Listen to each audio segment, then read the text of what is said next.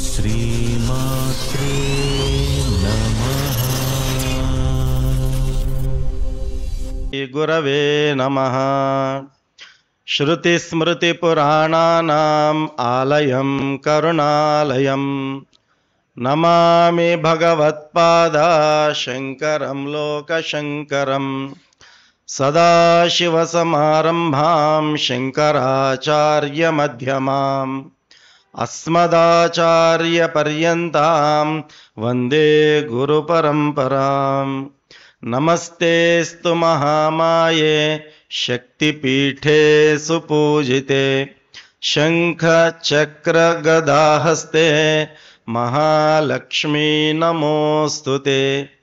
या देवी सर्वभूतेषु शक्तिरूपेण संस्थिता नमस्तस्यै नमस्तस्यै नमस्तस्यै नमो नमः। नारायणं नमस्कृत्य नरं चैव नरोत्तमं देवीं भगवतीं व्यासं ततो जयमुदीरयेत्। रामाय रामभद्राय रामचन्द्राय वेदसे रघुनाथाय नाथाय सीताया पतये नमः। आपदामपहर्तारं धातारं सर्वसम्पदां लोकाभिरामं श्रीरामं भूयो भूयो नमाम्यहम्। मनोजवं मारुततुल्यवेगं जितेन्द्रियं बुद्धिमतां वरिष्ठं वातात्मजं वानरयूतमुख्यं श्रीरामदूतं शरणं प्रपद्ये। बुद्धिर्बलं यशोधैर्यं निर्भयत्वम् अरोगताम् अजाड्यं वाक्पटुत्वं च हनुमात् स्मरणात् भवेत्। वक्रतुण्डमहाकाय सूर्यकोटिसमप्रभ निर्विघ्नं कुरु मे देव सर्वकार्येषु सर्वदा।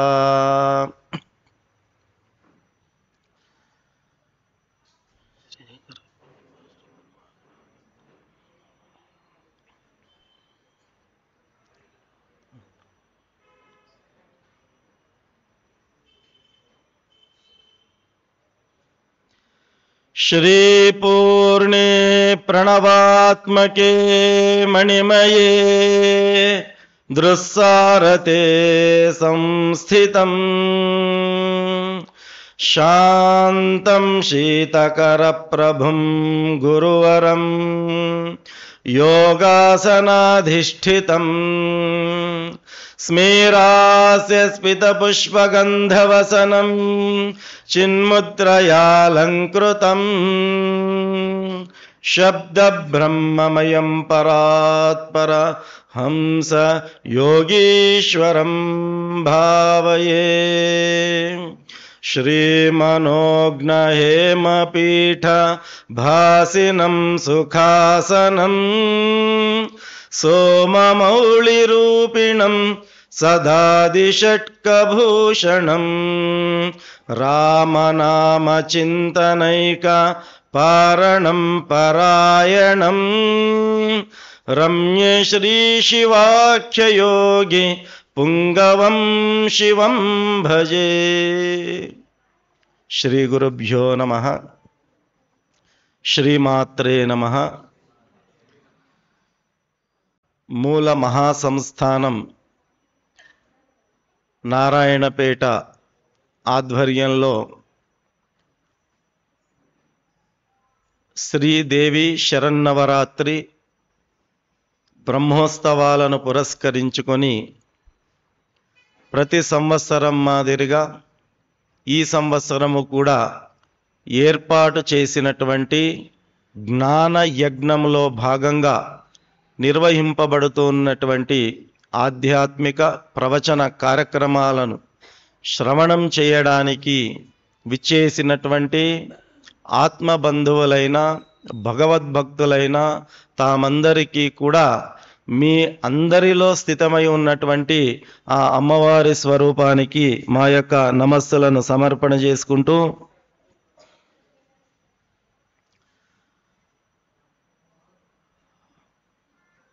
పుట్టినప్పటి నుంచి ఏ ఆధ్యాత్మిక కార్యక్రమంలో మనము భాగస్వాములైనా తప్పకుండా జీవితంలో ఎప్పుడో ఒకప్పుడు ఎక్కడో ఒకసారి ఈ మాటను మనము తరచూ వింటూ ఉంటాం.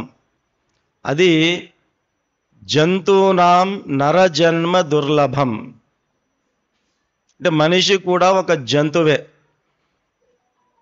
వేదం చెబుతుంది మనకు జీవాలను 2 రకాలుగా విభజించారు, ద్విపద చతుష్పద అని చెప్పి. అంటే 2 కాళ్ళు ఉన్నటువంటి జీవ జంతువులు, 4 కాళ్ళు ఉన్నటువంటి జీవ జంతువులు, వాటినే ద్విపద చతుష్పద అనేటటువంటి పేర్లతో మనకు పిలవడం జరుగుతుంది. మళ్ళా వాటిలో 4 వర్గాలుగా చేశారు. అండముతో జన్మించేటటువంటివి, వృక్షాలతో జన్మించేటటువంటివి, పిండముతో జన్మించేటటువంటివి, స్వేదముతో జన్మించేటటువంటివి. మళ్ళీ 4 వర్గాలుగా ఆ జీవ జంతువులను స్వేదంతో జన్మించేటటువంటివి క్రిమికీటకాలు, తర్వాత వృక్షాలు, ఇవన్నీ కూడా అండాలతో జన్మించేటటువంటి గుడ్డు పెట్టేటటువంటి జీవులు, వాటి ద్వారా జన్మించేటటువంటివి. ఈ రకంగా 4 వర్గాలుగా మనకు జీవ జంతు వర్గములు మన శాస్త్రంలో గరుడ మహాపురాణంలో ప్రత్యేకించి దీనికి సంబంధించిన ఉల్లేఖం చేయబడింది. కాబట్టి జగద్గురు ఆదిశంకరాచార్యుల వారు జంతూనాం నరజన్మ దుర్లభం అనేటటువంటి మాటను మనకందరికీ కూడా ఒక గొప్ప తారక మంత్రంగా మనకు అందించడం జరిగింది. ఎన్నో సందర్భాల్లో మనం చెప్పుకున్నాం, ఏదేని ఒక వస్తువును మనము చాలా కష్టపడి సంపాదిస్తే దానిని మనము అత్యంత జాగ్రత్తగా మనం చూసుకుంటాం.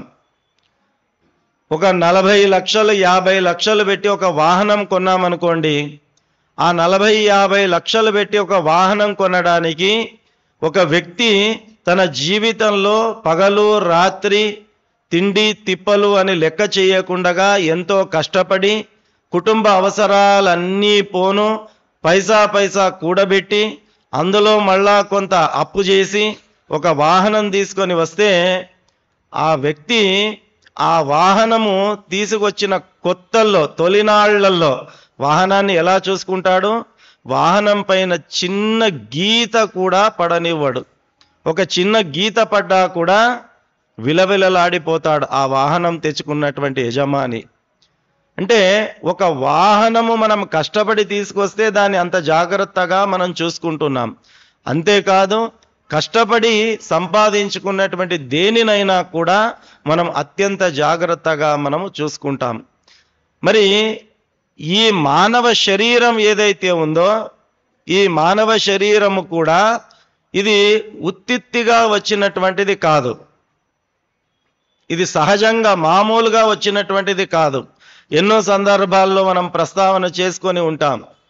84 లక్షల జీవరాశులు మొత్తం కూడా గరుడ మహాపురాణంలో జీవరాశుల సంఖ్యను కూడా నిర్దిష్టంగా మనకు చెప్పారు. ఎన్ని రకాల జీవ జంతువులు ఉన్నాయి ఈ సృష్టి లోపల అంటే 84 లక్షలు. అంటే 84 లక్షల జీవరాశులు ఇవన్నీ కూడా మనిషి చేసినటువంటి తప్పు ఒప్పులు ఏవైతే ఉంటాయో, న్యాయాన్యాయములు ఏవైతే ఉంటాయో, ధర్మాధర్మములు ఏవైతే ఉంటాయో, మంచి చెడులు ఏవైతే ఉంటాయో వాటిని ఆధారంగా చేసుకొని ఆయా జన్మలను మనిషి పొందడం జరుగుతుంది. దానినే ఆధ్యాత్మిక పరిభాషలో మనము యోని అని అంటాం. యోని అంటే ఒక జన్మ. అట్లా 84 లక్షల యోనులు ఉన్నాయి ఈ సృష్టి లోపల. మనకు తెలుసు, మనం కళ్ళతో చూసే జీవ జంతువులన్నీ కూడా పక్షులు కావచ్చు, గొర్రె కావచ్చు, బర్రె కావచ్చు, మేక కావచ్చు, సర్పము కావచ్చు కదా. ఇలా చీమ నుంచి మొదలుకొని ఏనుగు వరకు కూడా మనం ఎన్నెన్ని జీవ జంతువులు అన్నీ కూడా చూస్తున్నామో అవన్నీ కూడా యోనులు. కాబట్టి మనిషి కూడా ఆయన చేసినటువంటి పాపపుణ్యముల ఆధారంగా ఆయా జన్మలను ఎత్తుకుంటూ ఆయా జన్మలను దాటుతూ ఒక్కొక్క జన్మ ఎన్నిసార్లు ఎత్తవలసి వస్తుందో మనకు తెలియదు. మనం చేసినటువంటి పాపకార్యములు ఏవైతే ఉంటాయో వాటిని అనుభవించడానికి ఒక్కొక్క యోని 84 లక్షల యోనులు అంటే ఒక యోనిలో ఒకసారి జన్మిస్తే అయిపోయింది అనే మాదిరిగా లేదు. ఒక్కొక్క యోని కొన్ని వేల సార్లు అదే యోనిలో మనం జన్మించేటటువంటి అవకాశం పరిస్థితులు కూడా ఉంటాయి. కుక్కగా ఏదో పొరపాటు చేశాం, మనము ఆ పొరపాటు వల్ల కుక్క యోనిలో జన్మించాం. ఒక కుక్క జన్మ అయిపోయింది, ఇక అయిపోయింది కుక్క జన్మ అనడానికి లేదు.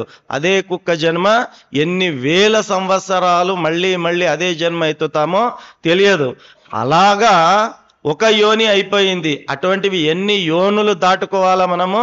84 లక్షల యోనులు దాటితే చిట్ట చివరిగా భగవంతుడు మనకు అనుగ్రహించేటటువంటిదే ఈ మానవ శరీరం. అంటే దీనిని మనము సులువుగా పొందలేదు. కోట్ల జన్మల తపస్సును ఆచరిస్తే చిట్ట చివరికి భగవంతుడు మనల్ని కనికరించి మన పైన దయ ఉంచి ఇది ఒక ప్రసాదంగా ఈ శరీరాన్ని పరమాత్ముడు మనకు అనుగ్రహించాడు. మరి ఇంత కష్టంగా తెచ్చుకున్నటువంటి ఈ శరీరాన్ని అత్యంత జాగ్రత్తగా చూసుకోవాలి. అది తెలివైనటువంటి వాడి యొక్క లక్షణము అని శాస్త్రం చెబుతుంది. కాబట్టి మనమందరము కూడా చెబుతుంటాం, స్వామి ఎట్లాగైతే జగద్గురు ఆదిశంకరాచార్యులు కానీ వేద శాస్త్ర పురాణాలు కానీ ఈ శరీరాన్ని అత్యంత జాగ్రత్తగా చూసుకోవాలని చెప్పారో మేము కూడా ఈ శరీరాన్ని అత్యంత జాగ్రత్తగా చూసుకుంటున్నాం. ఉదయాన్ని తొందరగా లేచి ఈ శరీరాన్ని ఇబ్బంది పెట్టము. రాత్రి త్వరగా పడుకొని ఈ శరీరానికి మేము సేద ఇవ్వట్లేదు. తర్వాత ఉదయం లేచిన తర్వాత మంచి మంచి అలంకారాలు పూసుకొని శరీరాన్ని చాలా రక్షణగా ఎంచక్కగా చూసుకుంటున్నామని చెప్పి మనం అంతా కూడా అంటాం. అంటే మరి శరీరాన్ని భగవంతుడు ఇచ్చింది దేని కొరకు? ఏవైతే సృష్టిలో వస్తువులు ఉన్నాయో ఒక్కొక్క వస్తువుకు కూడా ఒక్కొక్క ధర్మం ఉన్నది. వాహనము ఎందుకొరకు ఉన్నది? ప్రయాణ సాధనంగా దాన్ని ఉపయోగించడానికి. ఆహార పదార్థాలు వేటి కొరకు ఉన్నాయి? తినడానికి. అందులో కూడా మళ్ళీ మనుషులు తినే ఉన్నాయి, జంతువులు తినే ఉన్నాయి. వాటినే శాస్త్రంలో మానవాహారము రాక్షసాహారంగా మనకు తెలియజెప్పడం జరిగింది. రాక్షసాహారం గురించి ఎక్కువ లోతుకు వెళ్ళాల్సి వస్తే ఇబ్బంది అవుతుంది. ఎందుకంటే అందులో చాలామంది అదే కోవకు చెందినటువంటి వాళ్ళం ఉంటాం కాబట్టి మాంసాహారము రాక్షసాహారం అంటే అది నిషిద్ధము అని చెప్పి మనకు శాస్త్రం చెప్పింది. అంటే సత్వగుణము కలిగినటువంటి పదార్థాలను స్వీకరించాలి అనేటటువంటిది. కాబట్టి ఏ ఏ వస్తువు ఏ ఉపయోగం కొరకున్నదో దానికే మనం ఎట్లాగైతే ఉపయోగిస్తున్నామో మరి పరమాత్ముడు కూడా ఈ శరీరాన్ని ఎందుకొరకు మన అనుగ్రహించాడు అంటే మన సుఖ సంతోషాల కొరకు, యోగ భోగ లాలసముల కొరకు భగవంతుడు ఈ శరీరాన్ని మనకు అనుగ్రహించలేదు. ఉదాహరణకు ఒక సంస్థ ఉన్నది. ఆ సంస్థలో ఒక పని కొరకు ఆ యజమాని ఆయనను ఒక ఉద్యోగిగా నియామకం చేసుకుంటాడు, అపాయింట్ చేసుకుంటాడు. ఏ డ్యూటీ కొరకు ఆ వ్యక్తిని ఆ ఉద్యోగంలో అపాయింట్ చేసుకున్నారో ఆ వ్యక్తి గనక మీరు ఏ ఉద్దేశ్యంతో అపాయింట్ చేసుకున్నారో, నియామకం చేసుకున్నారో ఆ ఉద్దేశ్యం అక్కడ నెరవేరకపోతే, ఏ దాని కొరకు మీరు ఆయన్ని ఉద్యోగంలో తీసుకున్నారో ఆ వ్యక్తి ఆ ఉద్యోగాన్ని సరిగ్గా నిర్వర్తించకపోతే ఆ యజమాని ఏం చేస్తాడు? 1 నెల చూస్తాడు, 2 నెలలు చూస్తాడు, 3 నెలలు చూస్తాడు. అవసరం అనుకుంటే పిలిచి మందలిస్తాడు, మంచి మాటలతో చెప్తాడు. అన్ని రకాలుగా చెప్పినా కూడా ఆ వ్యక్తిలో ఎటువంటి మార్పు లేదు అంటే వెంబడే ఏం చేస్తాడు? ఆ యజమాని ఏం చేస్తాడు? ఫైర్ చేసేస్తాడు. అంటే ఉద్యోగంలో నుంచి తొలగించేస్తాడు. కారణం ఏమిటి? ఎందుకొరకు నిన్ను ఇక్కడ తీసుకున్నానో ఆ పని నువ్వు చేయట్లేదు కాబట్టి నీతో మాకు అవసరం లేదు అని చెప్పి ఆ ఉద్యోగంలో నుంచి యజమాని తొలగిస్తాడు. మరి మనందరికీ యజమాని ఎవరు? ఆ పరమాత్ముడు మనందరికీ యజమాని. మరి ఆ పరమాత్ముడు మనల్ని కూడా ఒక ఉద్యోగం గురించే ఇక్కడ ఈ యొక్క శరీరం అనే మాధ్యమాన్ని మనకిచ్చాడు. మనకు కూడా ఒక డ్యూటీ అప్పగించాడు ఆ భగవంతుడు. ఏమిటి ఆ డ్యూటీ? శంకరాచార్యుల వారు చెప్తున్నారు, శరీర మాధ్యం ఖలు ధర్మ సాధనం. ఈ శరీరాన్ని దేని కొరకు పరమాత్ముడు అనుగ్రహించాడట? ధర్మ సాధన చేయడానికి, ధర్మాన్ని ఆచరించడానికి, ధర్మాన్ని రక్షించడానికి, ధర్మాన్ని నిలపడానికి భగవంతుడు ఈ శరీరాన్ని మనకిచ్చాడు. అట్లాగన్నప్పుడు మనకు ఒక సందేహం వస్తుంది, స్వామి ధర్మ రక్షణ కొరకే ఈ శరీరం అన్నప్పుడు మరి 24 గంటలు కూడా ధర్మం పనే చేసుకుంటుండాలా? మా వృత్తి, ఉద్యోగము, సంసారము, వ్యవహారము, సంపాదన ఇదంతా ఏమి వద్దా అంటే దానికే మనకు వర్గాలు చేశారు మన సనాతన ధర్మం లోపల. మొట్టమొదటిది బ్రహ్మచర్యాశ్రమము, రెండవది గృహస్థాశ్రమము, మూడవది వానప్రస్థాశ్రమము, నాలుగవది సన్యాసాశ్రమము. ఈ 4 ఆశ్రమ ధర్మాలను ఇచ్చి ఎవరెవరి ధర్మాన్ని వారు ఆచరించాలి అని చెప్పారు. ఇప్పుడు మనం అందరము కూడా ఏ ఆశ్రమానికి చెందినటువంటి వాళ్ళము? పెళ్లి కానటువంటి వాళ్ళేమో ఏ ఆశ్రమానికి చెందినటువంటి వాళ్ళు? బ్రహ్మచర్యాశ్రమము. వివాహమైన వాళ్ళంతా గృహస్థాశ్రమము. వివాహం అయిపోయింది, రిటైర్మెంట్ అయిపోయినారు, వాళ్ళందరూ ఏ ఆశ్రమానికి చెందిన వాళ్ళు? వానప్రస్థాశ్రమానికి చెందినటువంటి వారు. కాబట్టి రిటైర్మెంట్ అనేది ఇప్పుడు ఏదో కొత్తగా గవర్నమెంట్ కనుక్కున్నదో మనం నిర్ణయించిందో కాదు. మన శాస్త్రంలో ఆల్రెడీ రిటైర్మెంట్ అంటే వానప్రస్థాశ్రమమే రిటైర్మెంట్ జీవితము అన్నమాట. మన జీవితంలో, మానవ జీవితంలో షష్ఠి పూర్తి అని చేస్తారు. అంటే ఏంటి? షష్ఠి అంటే 60 అని అర్థం, పూర్తి అంటే కంప్లీట్ కావడం. 60 సంవత్సరాలు పూర్తి అయితే దాని షష్ఠి పూర్తి అని చెప్పి మళ్ళీ దానికి ఒక పెద్దగా ఒక కార్యక్రమం నిర్వహించుకుంటాం మన సనాతన ధర్మంలో. అంటే దాని అర్థం ఏమిటి? ఇప్పటి వరకు నీవు నీ ఉద్యోగాన్ని, వ్యాపారాన్ని, వ్యవహారాన్ని, సంసారాన్ని, సంపాదనను ఇన్ని సంవత్సరాలు నీవు చేశావు, ఇప్పుడు నీ రిటైర్మెంట్ అయిపోయింది, ఇక మీదట ఈ వానప్రస్థాశ్రమంలో నీవు భగవంతుని యొక్క ధర్మ సాధనలో, భగవత్ మార్గంలో ఉండు అని దాని యొక్క అర్థం. కాబట్టి మనము ఆ ధర్మ మార్గంలో ఉండడానికి కొరకే మనకు ఒక వానప్రస్థాశ్రమాన్ని ఇచ్చారు. మనమందరం కూడా గృహస్థులం కాబట్టి గృహస్థాశ్రమాన్ని నిర్వహణ చేసుకుంటూనే గృహస్థు యొక్క ప్రధాన కర్తవ్యం ఏమిటి? భార్య బిడ్డలను పోషించడము, భర్తను చూసుకోవడము, గృహ నిర్వహణ చేయడము, భర్త కానీ భార్య కానీ తమ తమ వృత్తులను సక్రమంగా నిర్వర్తించడము, ఇంట్లో ఉన్నటువంటి పెద్దలను సేవించుకోవడము, సమాజంలో ఉన్నటువంటి బంధుమిత్రులందరితో కూడా సత్సంబంధాలను నెరపడము, ఇవి గృహస్థాశ్రమం యొక్క ధర్మం. అంటే అందరితో మంచిగా ఉంటూ జీవనాన్ని సంపూర్ణమైనటువంటి జీవనంగా మార్చుకోవడం అనేటటువంటిది గృహస్థాశ్రమం యొక్క ధర్మం. మరి ధర్మం నిలబడాలి అంటే అది ఎవరి వల్ల సాధ్యమవుతుంది అంటే గృహస్థాశ్రమంలో ఉన్న వాళ్ళ ద్వారానే సాధ్యమవుతుంది. ఎందుకంటే మిగతా 3 ఆశ్రమ ధర్మాలు ఏవైతే ఉన్నాయో, బ్రహ్మచర్యము కానీ, వానప్రస్థము కానీ, సన్యాసము కానీ, ఇవి 3 కూడా ఎవరిపైన ఆధారపడి ఉన్నాయి? గృహస్థుడిపైన ఆధారపడి ఉన్నాయి. బ్రహ్మచారి పెళ్లిగానటువంటి వాడు ఎవరిపైన ఆధారపడి ఉంటాడు? తల్లి, తండ్రి, బంధువులు, మిత్రులు, సమాజం పైన ఆధారపడి ఉంటాడు. వానప్రస్థం రిటైర్మెంట్ అయినటువంటి వాడు ఎవరిపైన ఆధారపడి ఉంటాడు? కొడుకు, బిడ్డ, కూతురు, అల్లుళ్ళు, మనమండ్లు, వాళ్లపైన ఆధారపడి ఉంటాడు. ఇక సన్యాసి అంటేనే అన్నిటినీ త్యజించినటువంటి వాడు, సర్వసంగ పరిత్యాగులు అంటాం, అన్నిటినీ వదిలేసినటువంటి వాడు. ఆయన 5 వేళ్ళు నోటిలోనికి వెళ్ళాలంటే కూడా ఎవరు సపోర్ట్ ఉండాలా? గృహస్థుడి యొక్క సపోర్ట్ ఉండాలా. సన్యాసి కూడా తన కడుపు నింపుకోలేడు గృహస్థుడి యొక్క సహకారం గనక లేకపోతే.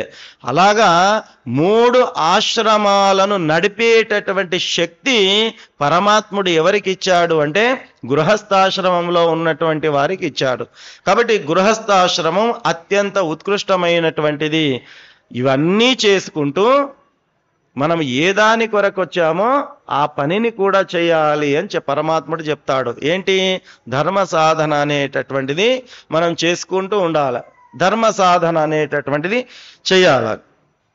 కానీ ఈ అత్యంత విలువైనటువంటి మానవ శరీరాన్ని పొందినటువంటి మనము అన్నీ చేస్తున్నాం, కానీ ఒకటి మాత్రం వదిలిపెడుతున్నాం. దేన్ని వదిలిపెడుతున్నాం? ధర్మాన్ని మర్చిపోతున్నాం. మన జీవనం మొత్తము కూడా దేనిలో వ్యస్తమైపోతున్నది అంటే కుటుంబ ఆలన పాలన పోషణ సంసార వ్యవహార అప్పులు కష్టాలు సుఖాలు వీటిలోనే ఈ చట్రములోనే మనము ఇరుక్కొని పోతూ ఉన్నాం. మనకు ఒక కీటకాన్ని మన జీవితంలో మనము గమనిస్తూ ఉంటాం. ఇల్లెడ సాలేడు పురుగు అంటారు. సాలేడు పురుగు. ఆ సాలేడు ఎంచక్క గృహాన్ని నిర్మాణం చేసుకుంటుంది. అందరు చూసినటువంటి వాళ్ళమే కదా. అది ఎంత గొప్పగా తన ఇంటిని నిర్మాణం చేసుకుంటుంది. షట్కోణములో ఉంటుంది దాని యొక్క నివాసం. అంటే తన యొక్క లాలాజలము ద్వారా దాన్ని తీగగా చేసుకొని ఎంచక్క ఒక గృహాన్ని నిర్మాణం చేసుకుంటుంది. మొదట ఏం చేస్తుంది ఆ సాలేడు పురుగు? మెల్లగా 1వ వరుస 2వ వరుస 3వ వరుస ఏర్పాటు చేసుకుంటుంది. ఆ చిన్న దేహానికి ఓ 3-4 వరుసల నివాసం అయితే సరిపోతుంది. కానీ అది ఏం చేస్తుంది? ఒక 4 వరుసలు అల్లుకున్న తర్వాత వెనక్కి తిరిగి చూసి ఇదేదో సరిపోయే మాదిరిగా లేదు అని ఏం చేస్తుంది? ఇంకొక 4 వరుసలను ఎక్కువగా చేసుకుంటుంది. ఒక 8 వరుసలు షట్కోణం చేసుకుంటుంది. మళ్ళీ వెనక్కి తిరిగి చూస్తుంది, ఆహా ఈ 8 కూడా సరిపోవట్లేదు. అప్పుడేం చేస్తుంది? మళ్ళీ 8 డబుల్ 16 రౌండ్లు చేసుకుంటుంది. సరిపోదు. మళ్ళీ వెనక్కి తిరుగుతుంది. ఇంటూ 2 32 వరుసలు చేసుకుంటుంది. అట్లాగా ఇంత ఇంత ఇంత ఇంత తన ఇంటిని పెద్దగా చేసుకున్న తర్వాత ఆ మధ్యలో ఉన్నటువంటి ఆ సాలీడు పురుగు తాను చేసుకున్నటువంటి ఇంటిలో నుంచి బయటికి రావడానికి నానా తంటాలు పడుతుంది. ఆ యొక్క కాళ్ళు తాను ఏర్పాటు చేసుకున్నటువంటి ఆ గృహంలోనే తన కాళ్ళు ఇరుక్కొని పోతాయి. బయటికి రాలేక తిండి దొరకక అది అక్కడనే తన కొన ఊపిరిని వదిలిపెడుతుంది.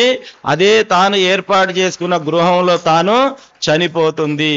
ఆ సాలీడు పురుగుకు సంసారములో కొట్టుమిట్టాడుతున్నటువంటి ఈ మానవుడికి పెద్ద తేడా ఏమీ లేదు. మనము కూడా భగవంతుడు ఇచ్చినటువంటి దానితో తృప్తి పడక మనకున్నటువంటి సంకల్పాలను నెరవేర్చుకోవడానికి ఒక మెట్టెక్కిన తర్వాత అంతటితో ఆగక మళ్ళీ 2వ మెట్టు, మళ్ళీ 3వ మెట్టు, మళ్ళీ 4వ మెట్టు. అంటే మనిషి యొక్క లక్ష్యానికి లక్ష్యము చెడ్డది కాదు, మితిమీరిన ఆశతో కూడినటువంటి లక్ష్యం అనేటటువంటిది మనిషిని కష్టాల్లోనికి నెట్టేస్తుంది. అంటే ఒక చట్రము అనేటటువంటిది మానవుడు కూడా ఎప్పుడూ కూడా విధించుకోడు. క్రికెట్ ఆట ఉంటుంది, కొన్ని నియమాలు ఉంటాయి. బౌండరీ ఏర్పాటు చేసి ఉంటారు దాంట్లో కదా. బాల్ విసిరితే పక్కకు పోతే ఇది వైడ్, పక్కకు విసరడానికి వీలు లేదు, ఇట్లాగే ఉండాల, ఇట్లాగే ఆడాల, కొన్ని నియమాలు ఉంటాయి. ఒక బౌండరీ అనేది ఉంటుంది. అట్లా వ్యక్తి జీవనంలో కూడా తను స్వయంగా ఒక బౌండరీని ఏర్పాటు చేసుకోవాలా. అంటే మనిషి ఒక నిర్దిష్టమైన ఆలోచన లేకుండా ముందుకు వెళ్ళడం వల్ల ఇబ్బంది పడుతున్నాడు. ఉదాహరణకు ఒక 50 లక్షలు సంపాదించాడు అనుకోండి జీవి తన జీవితంలో. ఆ 50 లక్షలతో తృప్తి పడక వాడి దృష్టి మళ్ళీ దేనిపైన పడుతుంది? లేదు 1 కోటి రూపాయలు సంపాదించాలి. ఎలాగైనా 1 కోటి రూపాయలు సంపాదిస్తాడు. అక్కడితో శాంతిస్తాడా? లేదు, నేను 2 కోట్లు సంపాదించాలా. 2 కోట్లు సంపాదిస్తాడు. అక్కడితో ఆగిపోతుందా? లేదు, నేను 3 కోట్లు సంపాదించాలా. సరే 3 కోట్లు సంపాదించిన తర్వాత ఏదో ఒక్క క్షణానికి వీడు ఆగిపోయినాడు అనుకుందాం. కానీ పక్కల ఇంటి వాళ్ళు గనక వాళ్ళు 10 కోట్లు సంపాదించారనే విషయం వీడికి తెలిస్తే ఆ రోజు రాత్రి వీడికి తిండి పోదు, నిద్ర రాదు. ఎందుకు? నేను 3 సంపాదించాను, వాడు 10 సంపాదించాడు. భార్యకు 10 తులాల బంగారు కొనిచ్చాడు. సరిపోయింది, 10 తులాలు నేను ఏర్పాటు చేసుకున్నాను, ఈ జీవితానికి 10 తులాలు చాలు అనుకున్నాడు అనుకోండి, వాడు అంతటితో తృప్తిగా ఉంటాడు. కొంపదీసి పక్కన ఇంటిలో ఉన్న ఆవిడ గనక వదినా మా ఆయన 20 తులాల లాకెట్ చేపించినానని తెచ్చి ఈవిడకు చూపిస్తే ఆ రోజు నుంచి ఆమెకు నిద్ర రాదు, కట్టుకున్న భర్తను కూడా నిద్రించడానికి వదలదు. ఎందుకు? ఆమె దగ్గర ఎంతుంది? 20 తులాలు ఉంది. నా దగ్గర ఎంతుంది? 10 తులాలు ఉంది. నా దగ్గర 10 తులాలు ఉన్నంత వరకు నేను హాయిగా ఉన్నాను. పక్కల 20 తులాలు జమ అయినప్పటి నుంచి నాకు ప్రారంభమయ్యింది. ఏంటి ప్రారంభమైంది? ఏమో అయ్యింది కదా. మనిషి లక్ష్యం ఉండడం తప్పు కాదు. మనం సంసారికులం కాబట్టి భార్య, భర్త, పిల్లలు, సంసారము, మన రక్షణ, భవిష్యత్తు, ఒక సెక్యూరిటీ, ఇది చాలా ముఖ్యం. ఇది గృహస్థు యొక్క ప్రథమ కర్తవ్యం. కానీ దానికి ఒక బౌండరీ అనేటటువంటిది మనం ఏర్పాటు చేసుకోవాలా. దాన్ని అధిగమించేటటువంటి ప్రయత్నం చేయకూడదు. ఆ బౌండరీని ఏర్పాటు చేసుకోకుండా అట్లాగే ముందుకు వెళితే ఏమవుతుంది? సాలీడు పురుగు జీవితంలో అది ఏ కష్టాన్ని ఎదుర్కొన్నదో మనము కూడా తథ్యంగా అదే కష్టాన్ని ఎదుర్కోవడానికి సంసిద్ధులై ఉండాలి. కాబట్టి దాన్ని చూసి, ప్రకృతిని చూసి మనం నేర్చుకోవాలి. భగవంతుడు ఇచ్చిన దానితో తృప్తి పడేటటువంటి తత్వాన్ని మనం పెంచుకోవాలి. మన దగ్గర ఉన్నటువంటి ఇబ్బంది ఏమిటి అంటే, భగవంతుడు ఇచ్చిన దానిని మనిషి గుర్తించడానికి సిద్ధంగా ఉండడు. చాలా సందర్భాల్లో చెప్పి ఉంటాను, నేను మరలా పునరావృత్తి చేస్తాను. ఒక పెద్ద జాతర జరుగుతూ ఉంటుంది. జాతరలో తల్లి తన కుమారుణ్ణి 3 సంవత్సరాలు, 2 సంవత్సరాలు, 3 సంవత్సరాలు ఉన్న కుమారుణ్ణి తీసుకొని ఆ పెద్ద జాతరకు వెళ్ళి ఉంటుంది. విపరీతమైనటువంటి జనసందోహము. ఆ జాతరలో వెళ్ళిన వెంబడే పిల్లలకు దేనిపైన దృష్టి ఉంటుంది? జాతరలో ఏమేమున్నాయో ఆ వస్తువులపైన వేగంగా దృష్టి సారిస్తారు. ఆ జాతరలో అడుగు పెట్టేసరికి ఆ పిల్లవాడికి ఐస్ క్రీమ్ దుకాణం కనిపిస్తుంది. ఐస్ క్రీమ్ దుకాణం కనిపిస్తే వాడు అమ్మా నాకు ఐస్ క్రీమ్ కావాలా అని అడుగుతాడు. సహజంగా పిల్లలు ఎవరైనా అడుగుతారు కదా. ఆ చంటి పిల్లవాడు 2-3 సంవత్సరాలు ఉన్న పిల్లవాడు కూడా, ఆ కొడుకు కూడా తల్లికి అడిగాడు, అమ్మా నాకు ఐస్ క్రీమ్ కావాలా. తల్లి ఏం చెప్పింది? వద్దు నాన్న, ఈ ఐస్ క్రీమ్ మంచిగా లేదు, మంచి క్వాలిటీ లేదు, ఇంకా కాస్త ముందుకు వెళితే అమూల్ కంపెనీ ఐస్ క్రీమ్ ఉంటుంది, ఇది వద్దు, నీకు అమూల్ కంపెనీ ఐస్ క్రీమ్ ఇప్పిస్తాను అని చెప్తుంది. దానికి 2 కారణాలు ఉంటాయి. ఒకటి, నిజంగా వస్తువు బాగా లేకుంటుంది, లేకపోతే ఇప్పించే స్తోమత అయినా ఉండదు. తల్లి తండ్రి అబద్ధాలు చెప్పేది ఈ 2. ఒకటి, అది ఆ పిల్లవాడికి మంచిది కాదు అన్నప్పుడు తప్పించే ప్రయత్నం చేస్తారు, లేదా రెండవది వాడు అడిగింది ఇప్పించే స్థాయి లేనప్పుడు కూడా ఏదో ఒకటి చెప్పి తప్పించేటటువంటి ప్రయత్నం చేస్తారు. కాబట్టి ఐస్ క్రీమ్ వద్దొద్దు, ముందు మంచి అమూల్ కంపెనీ ఐస్ క్రీమ్ ఇప్పిస్తానని చెప్పింది. ఎంబడే ఏం చేశాడా బాబు? నవ్వుతూ వెళ్ళాడా? లేదు. అడిగింది ఇప్పియకపోతే ఏం చేస్తారు పిల్లలు? ఏడుపు ప్రారంభం అయ్యింది. సరే, అట్లా ఏడుస్తూ ఉన్నాడు. పట్టుకున్నది ముందుకు వెళ్ళింది. ముందుకు వెళ్ళిన తర్వాత రంగుల రాట్నం కనిపించింది. ఏం కనిపించిందండి? రంగుల రాట్నం కనిపించేసరికి ఆ పిల్లవాడు, ఈ ఐస్ క్రీమ్ పోయింది, ఇప్పుడు ఏం కనిపించింది? రంగుల రాట్నం. ఏడుచుకుంటూనే, అమ్మ రంగుల రాట్నం ఎక్కుతాను, నన్ను రంగుల రాట్నం ఎక్కించు. తల్లి అన్నది, అంత పెద్ద రంగుల రాట్నము ఇంత పిల్లవాడు ఎక్కిస్తే ఏమవుతుందో ఏమో, ఎందుకు? ప్రేమ ఎక్కువ పిల్లల పైన కదా, సేఫ్టీ ఎక్కువ. వద్దొద్దు, ఈ రంగుల రాట్నం మంచిగా లేదు, ఈ స్క్రూలు బాగా లేవు దీనివి, ముందల విదేశీ కంపెనీకి సంబంధించిన రంగుల రాట్నం ఉంది, చాలా స్టాండర్డ్ ఉంటుంది, అందులో నీకు ఎక్కిస్తాను, ఇది వద్దులే అని చెప్పింది. మళ్ళీ ఏమైంది? 1+1 2 రేస్ ఏమైంది? 2 అయిపోయింది. ఏడుపు అయిపోయింది. మళ్ళా ముందుకు వెళ్ళారు. ముందుకు వెళ్ళిన తర్వాత ఆట బొమ్మల టాయ్స్ దుకాణం కనిపించింది. ఆట బొమ్మలు కదా, ఆట బొమ్మలు అంటే చాలా ప్రీతి పిల్లలకు. ఆ పిల్లవాడు ఏడుస్తూ ఉన్నాడు. ఆట బొమ్మల దుకాణం కనిపించింది. అమ్మని అడిగాడు ఏడుస్తూనే, అమ్మా నాకు ఫలానా కారు కావాలి, కారు బొమ్మ కావాలి, నాకు అది ఇప్పించు. తల్లి చెప్పింది, అరే నాన్న ఇది కుంజి ఇస్తే తిరుగుతుంది, కుంజి పోతే ఆగిపోతుంది, కాబట్టి కుంజి లేకున్నా తిరిగే కార్ని ఇప్పిస్తా, ఇది బాగాలేదు, నెక్స్ట్ దుకాణంలో మంచిగా ఉంటుంది, నీకు మంచి బ్యాటరీ కార్ ఇప్పిస్తలేరా, ఇది వద్దు, ఇది బాగాలేదు అని చెప్పింది. మళ్ళీ ఏమైంది? రేజ్ పెరిగిపోయింది కదా. ఇట్లాగే వాడు అడుగుతూ పోతున్నాడు, ఈమె ముందుకు ముందుకు నెట్టుతూ పోతుంది, వాడి ఏడుపు పెరుగుతూ పోతుంది. మధ్య జాతరలో వెళ్ళేసరికి విపరీతమైన జనసందోహం పెరిగిపోతుంది. పెరిగిపోయిన వెంబడే ఆ యొక్క తల్లి చేతిలో నుంచి పిల్లవాడు వేరైపోతాడు. జాతరలో ఆ రద్దీ లోపల మనుషులు నెట్టుకుంటూ నెట్టుకుంటూ నెట్టుకుంటూ పిల్లవాడు ఒకవైపు, తల్లి ఒకవైపు విడిపోతారు. తల్లి ఏడుస్తూ పిల్లవాడిని వెతుకుతుంది, పిల్లవాడు దొరకడం లేదు. పిల్లవాడు ఏడుస్తూ తల్లిని వెతుకుతున్నాడు, తల్లి కనిపించడం లేదు. అట్లా కొన్ని గంటలు గడిచిపోయింది. ఆ లక్షల జనాభాల్లో ఆ పిల్లవాడు తల్లికి పిల్లవాడు కానరావడం లేదు. అలా ఏడుస్తూ ఆ పిల్లవాడు ఒక మూలను నిలబడి ఉంటే ఒక పెద్ద మనిషి ఆ ఏడుస్తూ ఉన్నటువంటి పిల్లవాడిని గమనించి, అయ్యో ఈ పిల్లవాడు జాతరలో తప్పిపోయినట్టున్నాడు, ఏడుస్తున్నాడు అని గమనించి ఆ పిల్లవాడిని ఎత్తుకున్నాడు. పిల్లవాడిని ఎత్తుకొని మొట్టమొదట ఇప్పుడు ఆయన తక్షణ కర్తవ్యం ఏంది? ఏడుపు మానిపించాలి కదా. మనం కూడా అరే కన్నా తినడానికి రా అంటే వాడు ఏడుస్తే ఎంబడే ఏం చేస్తాము? సెల్ ఫోన్ తీసి ముందల పెడతాం. అది ఏమనగానే ముందు ఏడుపు బంద్ కావాలా కదా. కాబట్టి ఆ పెద్ద మనిషి కూడా మొదట ఈ పిల్లవాడిని ఏడుపు మాన్పించాలా అని చెప్పి ఆయన ఎక్కడికి తీసుకెళ్ళాడు ఆ పిల్లవాడిని అంటే ఆట బొమ్మల దుకాణానికి తీసుకెళ్ళాడు. ఆట బొమ్మల దుకాణానికి తీసుకెళ్ళి, అరే నాన్న ఈ మొత్తం దుకాణంలో నీకు ఏది ఇష్టమైనదో ఆ వస్తువు నువ్వు తీసుకో, నీకు ఇప్పిస్తాను, నువ్వు ముందు ఏడుపు మానివేసేయి అని చెప్పాడు. అప్పుడు ఆ పిల్లవాడు ఏం చేశాడు? నాకేమొద్దు, కారు వద్దే వద్దు, ఎవరు కావాలి? అమ్మ కావాలి. సరే వాడు ఏడుపు మానలేదు, మళ్ళీ ముందుకొచ్చాడు. ఇప్పుడు ఏం కనిపించిందండి? రంగుల రాట్నం కనిపించింది.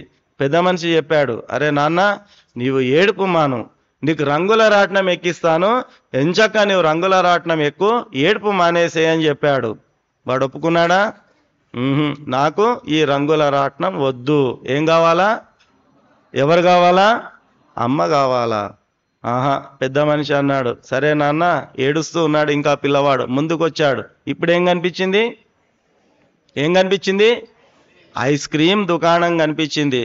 ఆయన అన్నాడు, ఇది అమూల్ కంపెనీ ఐస్ క్రీమ్ దుకాణం, నీకు ఏ ఐస్ క్రీమ్ కావాలో, ఏ ఫ్లేవర్ నీకు ఇష్టమో, నీ ఎన్ని కావాలో అన్ని ఐస్ క్రీమ్లు ఇప్పిస్తాను రా నాన్న, బుజ్జి కన్నా దయచేసి ఏడుపు మానరా అన్నాడు ఆ పెద్ద మనిషి. వాడు ఏం చేశాడు? పిల్లవాడు, వద్దు, నాకు అమూల్ కంపెనీ వద్దు, ఏ కంపెనీ వద్దు, ఏ ఫ్లేవర్ వద్దు, నాకు అసలు ఐస్ క్రీమే వద్దు, నాకేం కావాలా? అమ్మ కావాలా. వాడికి అంతసేపు వాడి పక్కన ఎవరున్నారండి? అంతసేపు ఎవరున్నారు వాడికి పక్కన? అమ్మ ఉంది. అమ్మ ఉన్నప్పుడు వాడి దృష్టి దేని మీద ఉంది? ఐస్ క్రీమ్ మీద, రంగుల రాట్నం మీద, బొమ్మల మీద ఉన్నది.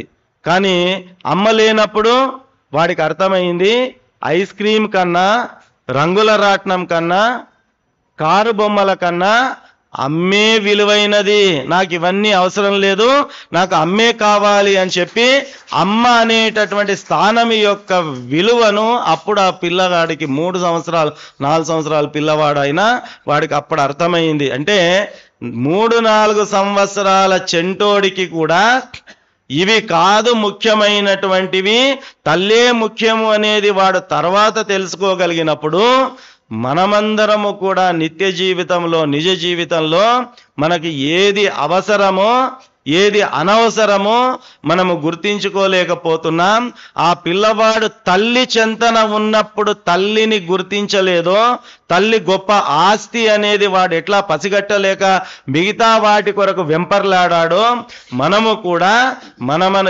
జీవితాల్లో భగవంతుడు మనకు ఇచ్చిన దాని యొక్క విలువను గుర్తించలేక ఇంకా ఏదో కావాలనేటటువంటి తపనలో మన జీవితాన్ని మనము త్యాగం చేసుకుంటున్నాం. మనిషి సంతోషించాల్సినటువంటి విషయంలో సంతోషించడం లేదు. ఎందుకొరకు? మితిమీరినటువంటి ఆశలు కలిగి ఉండడం వల్ల. కాబట్టి శాస్త్రం చెబుతుంది, కామము ఉండడము తప్పు కాదు. ధర్మబద్ధమైన కామం ఉండాలా, అంటే కోరిక ఉండాలా. ఆ కోరికను నెరవేర్చుకోవడానికి తప్పక శ్రమించాలా. కానీ దానికంటూ ఒక లక్ష్యం, ఒక పరిమితిని ఏర్పాటు చేసుకోవాలా అనేటటువంటిది మనకు చెబుతున్నారు. కాబట్టి మన జీవితంలో కూడా ఒక పరిమితిని మనము ఏర్పాటు చేసుకోవాలా. ఆ పరిమితి దాటి వెళితే తప్పకుండా మనము కష్టాల కడలిలో ఈదక తప్పదు. కాబట్టి ఇలాంటి మానవ జన్మను మనము సార్థకం చేసుకోవాలి అనేటటువంటిది ఏదైతే జగద్గురు ఆదిశంకరాచార్యుల వారు మనకు చెబుతున్నారో ఆ రకమైనటువంటి మార్గంలో మనం అందరము కూడా నడవాలి. ఇంకో సందర్భంలో కూడా మనం చెప్పుకొని ఉంటాం, మనిషి ఆత్మ ఉద్ధరణ కొరకు కూడా ప్రయత్నం చేయాల. ఎప్పుడూ కూడా ఈ సంసారములో కొట్టు మిట్టాడుతూ జీవితాన్ని పూర్తి చేసుకొని ఏ ఉద్దేశ్యం కొరకు పరమాత్ముడి శరీరాన్ని అనుగ్రహించాడో దాన్ని మనము నెరవేర్చకుండా వెళ్ళినట్టయితే, ముఖ్యమైనటువంటి అత్యంత విలువైన వస్తువు ఉందనుకోండి, మనం ఏం చేస్తాము? ఇంట్లో లోపలి రూమ్లో మూల కార్నర్లో ఉన్న ఒక బీరువాలో, ఆ బీరువాలో ఉన్న లాకర్లో మళ్ళీ సైడ్ లాకర్లో ఒక డబ్బాలో డబ్బా అందులో పెట్టి మళ్ళీ ఆ డబ్బాలకు మంచిగా ఏదో బట్టతో మూటగట్టి దాన్ని లోపల ఉన్న ఆ యొక్క కార్నర్లో పెట్టి అది కనిపించకుండా మళ్ళీ దానిపైన బట్టలు పెట్టి ఎంత జాగ్రత్తగా దాచుకుంటాం కదా. అదే కొంచెం మామూలు ఉందనుకోండి, లోపల లాకర్లో పెడతాం. ఇంకా కొంచెం మామూలుది ఉంటే మామూలు లాకర్లో పెడతాం. ఇంకా కొంచెం మామూలుది ఉంటే బీరువాలో ఉన్న ఏదో ఒక అరలో పెట్టేస్తాం. ఇంకా మామూలుది ఉంటే బీరువా బయట ఉన్నటువంటి అలా అరలో పెట్టేస్తాం. ఇంకా మామూలుది ఉంటే బెడ్రూమ్లో నుంచి బయట ఇంకేదో రూమ్లో పెట్టేస్తాం. ఇంకా మామూలుది ఉంటే లివింగ్ హాల్లో తీసుకొచ్చి పెట్టేస్తాం. ఇంకా మామూలుది ఉంటే బయట సిట్అవుట్లో తెచ్చి పెట్టేస్తాం. ఇంకా మామూలుది ఉంటే ఇంటి బయట కాంపౌండ్లో పెట్టేస్తాం. ఇంకా మామూలుది ఉంటే చెత్త బుట్టలో వేసేస్తాం. ఇంకా మామూలుది ఉంటే ఆ చెత్త బుట్టను కూడా బయట మున్సిపాలిటీ వాహనంలో పడేస్తాం. భగవంతుడు కూడా నీవు ఎంతటి విలువైన వాడవో గమనిస్తాడు. నీవు ఎంతటి విలువైన వాడవో, ఇది విలువైన వస్తువా కాదా, ఇది నాకు అవసరమా లేదా, భగవంతుడు పరికించి చూస్తాడు. తనకు ఇది అవసరమైన వస్తువు అనుకుంటేనే నీకు అవసరమైన వస్తువును నీవు ఎలా జాగ్రత్తగా దాచుకుంటావో, భగవంతుడు కూడా వీడు నాకు అవసరం అనుకుంటే అంతే జాగ్రత్తగా దాచుకుంటాడు. తాను కను రెప్పగా నిన్ను కాపాడుతాడు. ఇక నీవు అవసరం లేదనుకున్న నాడు ఎట్లా అయితే మనం పనికిరాని వస్తువును బయట పారివేశామో నిన్ను కూడా ఎత్తి పారివేస్తాడు. అంటే నీలో ఉన్న ఊపిరిని తీసేస్తాడు. This is the waste item. దీంతో మనకు పని లేదు. ఏం డ్యూటీ ఇచ్చినానో ఆ డ్యూటీ చేయడం లేదు. వీడు ఇంకా వేరే ధ్యాసలోనే ఉన్నాడు. నేను ఎందుకొరకు పంపించినానో కనీసం దాని మీద వీడికి దృష్టి లేదు. కాబట్టి నేను ఏ దాని కొరకు అపాయింట్ చేసుకున్నానో ఈ ఎంప్లాయ్ ఆ పని చేయడం లేదు. కాబట్టి యజమాని అయిన భగవంతుడు ఎంప్లాయ్ అయిన మనల్ని ఏం చేసేస్తాడండి? ఏం చేసేస్తాడు? తొలగించేస్తాడు. అవసరం లేదు. ఈ పనికి మాలిన వస్తువును, నిరుపయోగమైన వస్తువు నాకెందుకులే అని పరమాత్ముడు అనుకుంటాడు, మనం అనుకున్నట్టుగా. కాబట్టి మనము విలువైన వస్తువా కాదా అనేది ఎవరు నిర్ణయిస్తారండి? భగవంతుడు నిర్ణయిస్తాడు. కాబట్టి ఆ భగవంతుని దృష్టిలో మనము విలువైనటువంటి వాళ్ళము అనేది ఆయన బుక్కులో, ఆయన రిజిస్టర్లో మన పేరు ఎక్కాలి అంటే మనం ఏం చేయాలా?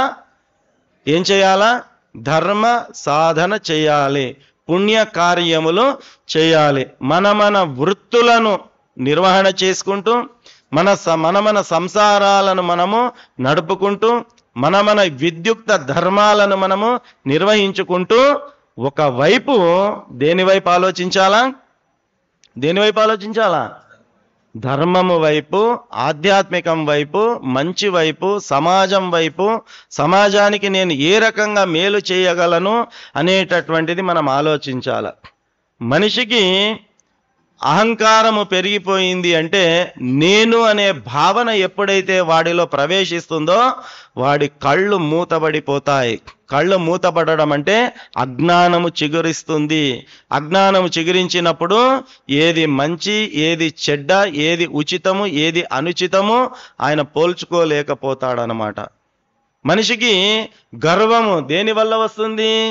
అందం వల్ల గర్వం రావచ్చు, డబ్బు వల్ల గర్వం రావచ్చు, జ్ఞానం వల్ల గర్వం రావచ్చు, జనబలం వల్ల గర్వం రావచ్చు, ధనబలం వల్ల గర్వం రావచ్చు, తన యొక్క పిల్లలను చూసి గర్వం రావచ్చు, తన వెనుక ఉన్నటువంటి మంది మార్బలాన్ని చూసి గర్వం రావచ్చు. ఏదో ఒక కారణం చేత మనిషి గర్వించబడతాడు. గర్వించినప్పుడు నేను అనేటటువంటి భావన వానిలో పెరిగిపోతుంది. ఎప్పుడైతే నేను అనే భావన కలుగుతుందో ఆ కలిగిన రోజు నుంచి వాడి యొక్క పతనానికి నాంది బీజం పడుతుంది. ఎప్పుడైతే మనిషిలో అహంకారం అనేది బీజము నాటబడిందో బాగా గుర్తుపెట్టుకోండి, అది నేనైనా మీరైనా ఎవరైనా ఆ అహంకార బీజము ఏ క్షణములో నాటబడుతుందో మన పతనము ఆ క్షణము నుంచే ప్రారంభమవుతుంది. ఇది తథ్యం. కాబట్టి జగద్గురు ఆదిశంకరాచార్యుల వారు చెప్పారు ఏంటి? మా కురు ధన జన యౌవన గర్వం హరతి నిమేషాత్ కాలసర్వం. నీవు దేన్ని చూసి గర్విస్తున్నావో మనుజ దాని గురించి నీవు గర్వపడకు. మా కురు గర్వం చెయ్యకు. దేన్ని చూసి? ధన జన యౌవన గర్వం. ధనాన్ని చూసి, జనాన్ని చూసి, నీ యౌవనాన్ని చూసి నీవు గర్వపడదు. ఎందుకు? హరతి నిమేషాత్ కాల సర్వం. ఆ పరమాత్ముడు గనక తలుచుకుంటే నీవు దేన్ని చూసి గర్వపడుతున్నావో అవన్నీ వెళ్ళిపోవడానికి ఒక్క నిమిషం చాలురా నాయన, అవన్నీ కూడా కొట్టుకొని పోతాయి. కాబట్టి దేన్ని చూసి కూడా గర్వపడొద్దు అని మనకు జగద్గురు ఆదిశంకరాచార్యుల వారు చెప్తున్నారు. మనిషికి ఏంటి గర్వము? నా సంపాదనతో నేను బతుకుతున్నాను, ఐఆమ్ ఇండిపెండెంట్, నేను ఎవరిపైన ఆధారపడలేదు. ఇంతకన్నా అసత్యమైన మూర్ఖమైన తార్కికము ఏది ఉండదు.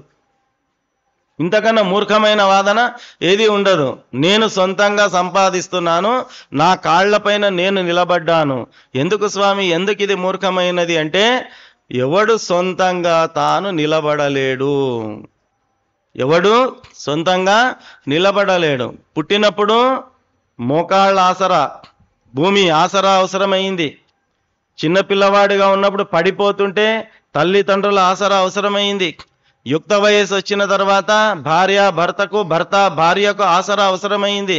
వృద్ధాప్యం వచ్చిన తర్వాత మనమళ్ళు, మనమరాండ్లు, కొడుకులు, కోళ్ళండ్లు, బిడ్డలు, అల్లుళ్ళ యొక్క ఆసరా సపోర్ట్ అవసరమైంది కదా.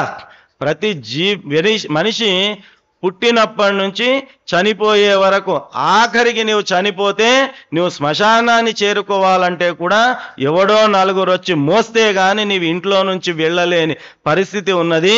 కాబట్టి పుట్టినప్పటి నుంచి గిట్టే వరకు సమాజ సహకారం లేనిదే నీవు జీవనాన్ని నడపడానికి అవకాశం లేనే లేదు. You are completely dependent. 100కు 100% పుట్టినప్పటి నుంచి చనిపోయే వరకు నీవు సమాజం పైన ఆధారపడి బతుకుతున్నటువంటి జీవివి. ఒక ఉపాధ్యాయుడు ఉంటాడు, నేను నా నాలెడ్జ్తో ఉద్యోగాన్ని సంపాదించాను కాబట్టి నా జ్ఞానంతో నేను ఉద్యోగం చేస్తున్నా, ఈ డబ్బులు నేను సొంతంగా సంపాదిస్తున్నా. మంచిది.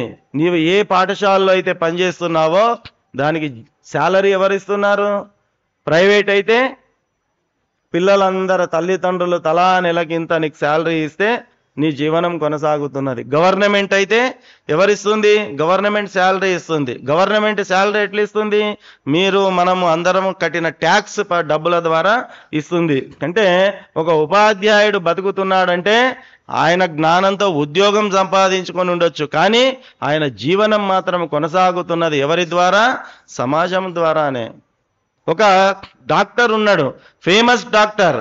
పేషెంట్స్ ఎవ్వరు ఆయన దగ్గరికి పోలేదనుకోండి, నేను అమెరికాలో చదువుకున్నాను, అంత గొప్పవాణ్ణి, ఇంత గొప్పవాణ్ణి, చాలా ఫేమస్ డాక్టర్ని అని చెప్పి కుర్చీలో ఆఫీస్లో ఏసీ వేసుకొని ఊగుతూ కూర్చుంటే ఏ ఒక్క పేషెంట్ ఆయన దగ్గరికి వెళ్ళకపోతే ఆయన డాక్టర్ బతకగలడా? లేదు.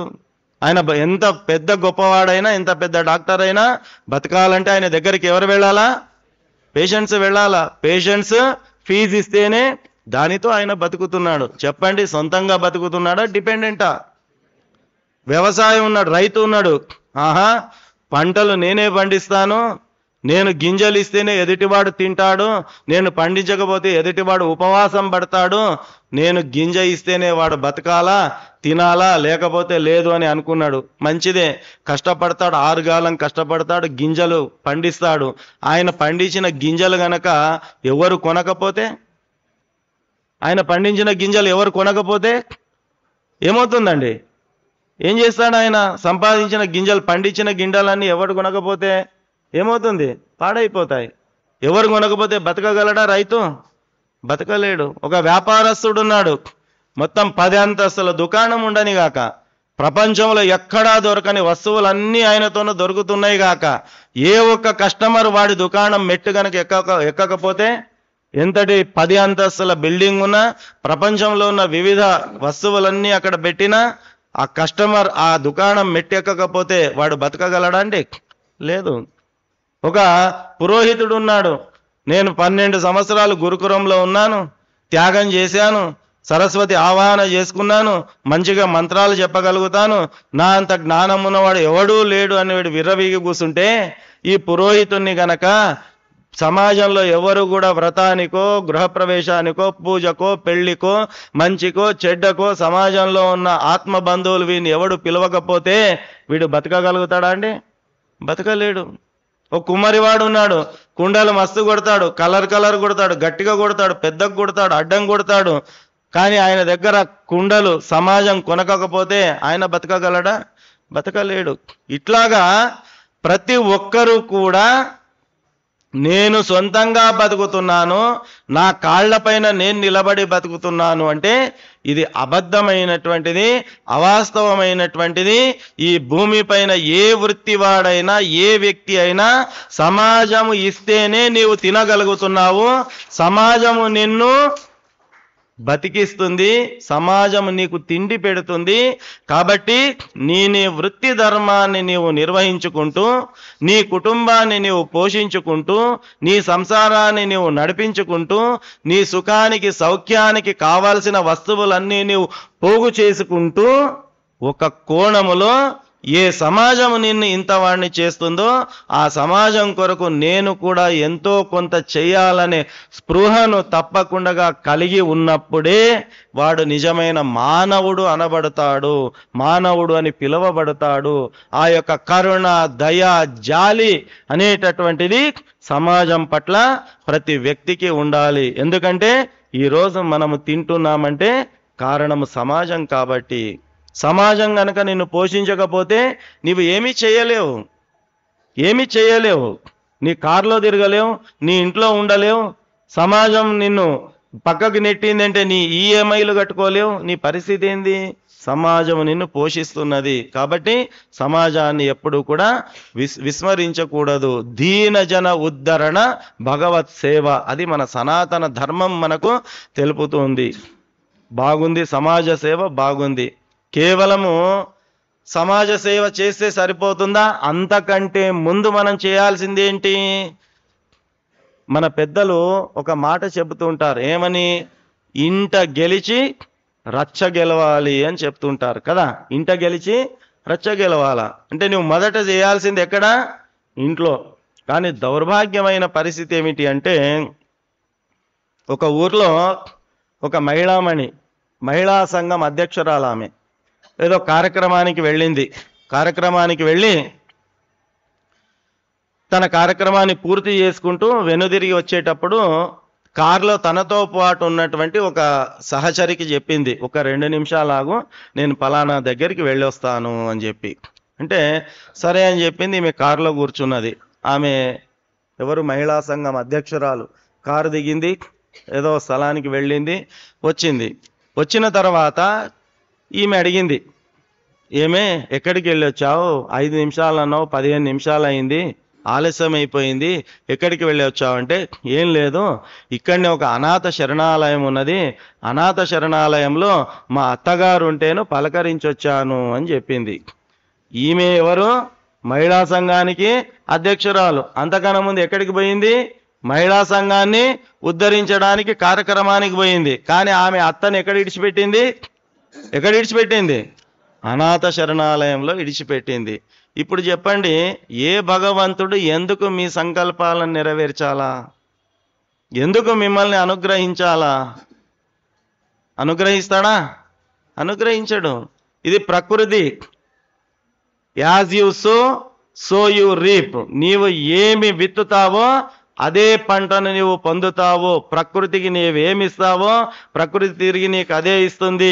ఈరోజు మీ నాన్నను నీవు ఎట్లా చూసుకుంటావో రేపు నీ కొడుకు అట్లా చూసుకుంటాడు. నీ నాన్నను నీవు విస్మరిస్తే రేపటి రోజు నీ కొడుకు కూడా నిన్ను విస్మరిస్తాడు. కాబట్టి మొత్తం హాస్టల్ కల్చర్ వచ్చేసింది. మనం ఏం చేసే స్థితిలో లేము కదా. చిన్నగా వాడు ముక్కు పచ్చలారని వయస్సులో తీసుకొని వెళ్ళి ఎక్కడేస్తున్నారో హాస్టల్లో వేస్తున్నారు. కారణం ఏమిటి? మా వాడు మంచిగా చదవాలా, బుద్ధిమంతుడు కావాలా, జ్ఞానవంతుడు కావాలా, గొప్పగా చదవాలా, మంచి ఉద్యోగం రావాలా. ఉద్యోగం అది కూడా ఎక్కడ చేయాలా?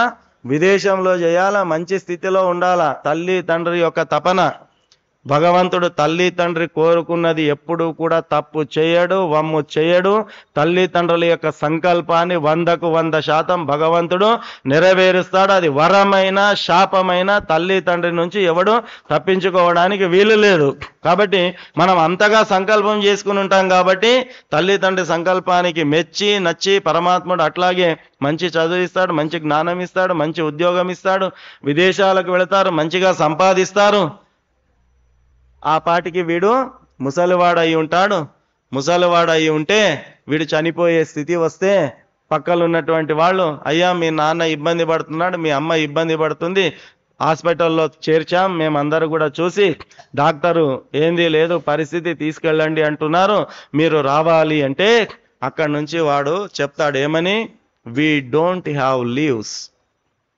మాకు సెలవులు లేవండి, మా కంపెనీ సెలవులు ఇచ్చేలాగా లేదు, మీరే ఏదైనా చేసేయండి, కావలిస్తే దహన సంస్కార క్రియలకు మీకు ఎంత డబ్బులు కావాలో చెప్పండి, మేము పంపిస్తాం, మీరే అన్ని పూర్తి చేయండి అని చెప్తున్నారు. ఇంకొందరేమో వాళ్ళను వృద్ధాశ్రమాల్లో విడిచి విదేశాలకు వెళుతున్నారు. వీళ్ళేమో పాపం వీళ్ళు చివరి దశలో మనకు సహాయపడతారు అనే ఉద్దేశంతో 6 కాలం కష్టపడి కదా, పొట్టగట్టి బట్టగట్టి ఎంతో కష్టపడి డబ్బు సంపాదించి నానా మాటలు పడి సమాజంలో ఎన్నో ఇబ్బందులు ఎదుర్కొని వాడిని ఒక ఉన్నత స్థాయికి చేరిస్తే వీడికి అవసరమైనప్పుడు వాడు రాడు. వాడేం చేస్తాడు? నాన్న నీకు నేను హాస్టల్లో వేస్తాను. అరే నాన్న, ఇన్ని సంవత్సరాలు నేను కన్నాను, పెంచాను, పోషించాను, నువ్వు నన్ను తీసుకుపోయి హాస్టల్లో వేస్తానంటే ఎట్లా నాన్న అంటే, నాన్న ఈ హాస్టల్లో వేసే మార్గాన్ని జ్ఞానాన్ని నీవే కదా నాకు ఇచ్చింది. నేను 4 సంవత్సరాలు 5 సంవత్సరాలు ఉన్నప్పుడు నువ్వు నన్ను ఎక్కడ వేసావు? నీవే కదా హాస్టల్లో వేసావు. 5,000 కాకుంటే 10,000 ఉన్న దగ్గర మంచి హాస్టల్లో వేసావు. ఒక షర్టు ఒక ప్యాంట్ అడిగితే 2 షర్ట్లు 2 ప్యాంట్లు ఇప్పించావు. 100 రూపాయలు ఖర్చులకు అడిగితే 200 ఇచ్చావు. నేను కూడా మంచి హాస్టల్ చూస్తాను, మంచి బట్టలు ఇప్పిస్తాను, 10,000 కాదు నెలకు 20,000 ఉన్న దగ్గర నేను నిన్ను అడ్మిషన్ చేపిస్తాను అని చెప్పి వాడు ఇప్పుడు చెబితే వాడి తప్పేముంది చెప్పండి? వానికి ఆ మార్గం చూపించింది ఎవరు? మనమే కదా. నీవు తీసుకుపోయి వాడిని హాస్టల్ వేసినావు, వాడు నిన్ను తీసుకుపోయి హాస్టల్ వేస్తున్నాడు. చెల్లుకు చెల్లు అయిపోయింది. బాధ ఎందుకు? బాధపడాల్సిన అవసరం ఏముంది? నీవు నేర్పిన విద్యనే నీకు తిరిగి చెప్తే బాధ ఎందుకు? కాబట్టి మానవత్వాన్ని మనం ఎప్పుడూ కూడా కోల్పోకూడదు. భగవంతుడు అనుగ్రహించడు. 108 టెంకాయలు ఇక్కడ అమ్మవారికి కొట్టి నీవు సంకల్పాలు చేసుకున్నట్టయితే, నీ మనస్సు కల్మషంగా ఉంటే, నిర్మలంగా లేకపోతే, ఇక్కడ ఏదో గనక అశుద్ధం ఉంటే, భగవంతుడు 108 కాదు 1108 టెంకాయలు కొట్టినా భగవంతుడు నీకు కనికరించడు గాక కనికరించడు. భగవంతుడు నిన్ను కనికరించాలంటే నీలో ఆ చిత్తశుద్ధి అనేటటువంటిది ఉండాలి. ఈరోజు తల్లిదండ్రులు ఓల్డేజ్ హోమ్లకు పోతున్నారు, ఇంట్లో ఉండాల్సిన పెద్దలు ఆశ్రమాల్లో పోతున్నారు, బయట ఉండే కుక్కలు ఎక్కడికి వస్తున్నాయి? ఇంట్లోకి వస్తున్నాయి. రోడ్డు మీద తిరగాల్సిన కుక్కలు ఎక్కడ తిరుగుతున్నాయి? ఇంట్లో తిరుగుతున్నాయి. మళ్ళా కుక్కలకు మంచి సబ్బు, మంచి బట్టలు, దానికి హాస్పిటలు, దానికి ఏమైనా బాధ అయితే వీళ్ళు ఇబ్బంది పడడము. ఒక దగ్గర ఒక ఫోన్ వచ్చింది ఒక ఆవిడకు. ఆమె ఇంట్లో ఉంది, చాలా బాధపడుతుంది. 4 రోజులైంది, చుక్క నీళ్లు ముట్టలేదు, చాలా బాధపడుతుంది. ఓ ఫోన్ రింగ్ అయింది. ఫోన్ రింగ్ అయ్యేసరికి ఫోన్ ఎత్తింది. ఫోన్ ఎత్తేసరికి ఏమండి మీరు దేని కొరకు వెతుకుతున్నారో అది ఇక్కడ ఉంది, రాండి, మీరు వెంబడి వచ్చేసేయండి అంటే ఆమె వెళ్ళింది. ఆమె ఎక్కడికి వెళ్ళింది అంటే, ఆ వెళ్ళిన దగ్గర ఎవరున్నారో, ఈమె పెంచుకున్న కుక్క మిస్ అయిపోయింది. వాళ్ళు ఫోన్ చేసి అడ్రస్ చెప్పారు. ఆ కుక్కను తీసుకోవడానికి పోయింది. కుక్కను తీసుకొచ్చింది. 4 రోజుల నుంచి తిండి తినలే, తిప్పలు పడ్డది. ఎందుకొరకు? కుక్క పోయిందని. కానీ వాళ్ళ అత్తామామలు అమ్మా నాన్నలు ఏడున్నారు? వృద్ధాశ్రమంలో ఉన్నారు. అంటే కన్నవాళ్ళు వృద్ధాశ్రమంలో రోడ్డు మీద తిరగాల్సినటువంటి కుక్క నీ ఒళ్ళో ఉన్నది. భగవంతుడు నిన్ను కాపాడమంటే ఎట్లా కాపాడుతాడు? మీ సంకల్పాలు ఎట్లా సిద్ధింపజేస్తాడు? మీకు జీవితంలో సుఖాన్ని అనుగ్రహించమంటే ఎట్లా అనుగ్రహిస్తాడు? ఇది మనమందరం కూడా ఆలోచించుకోవాల్సినటువంటి విషయం. కాబట్టి తల్లిదండ్రుల సేవ చేయనిదే, పెద్దల సేవ చేయనిదే, సమాజం యొక్క మేలు మనం కోరనిదే. మనకు మేలు కలగాలి అంటే కలగడానికి వీలు లేదు. కాబట్టి పుణ్యాన్ని సంపాదించుకోవాలా. చిట్ట చివరిగా ఒక 2 అంశాలను స్పృశిస్తూ నా వాణికి విరామం ఇస్తాను.